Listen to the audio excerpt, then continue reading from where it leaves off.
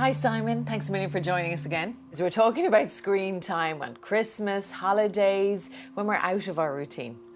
Yeah, I mean, this is a big question all parents ask me really, and unfortunately there is no magic number. So basically I'm afraid to say it depends. They used to say 2 and 2, so no screens before the age of 2 and 2 hours a day after.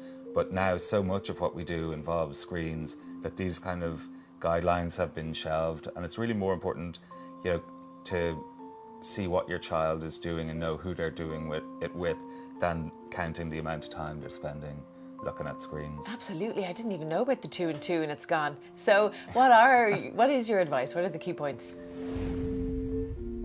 Agree boundaries or limits with your child. Like, important word there is agree, so that you both talk about it, explain why boundaries are being set at particular times, so that would normally apply to the amount of time they're allowed to spend looking at screens during the day, also the times that it stops at night, like the curfew, and in the places where children are allowed to do this. And it obviously varies depending on the age of the child and that kind of thing, and their ability to look after themselves.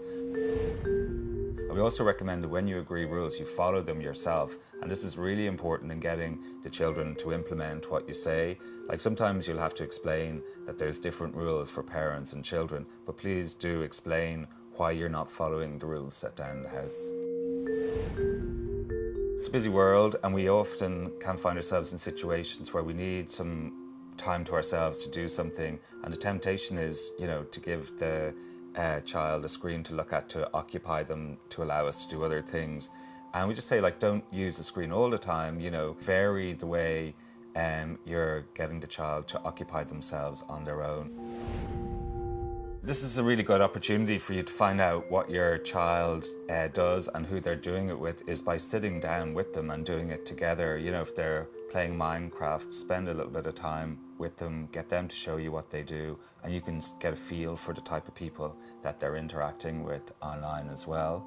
I also say, set aside a little bit of time during the week where you do things together that don't involve screens, playing board games or going for walks or doing something that doesn't involve sitting there looking at a screen.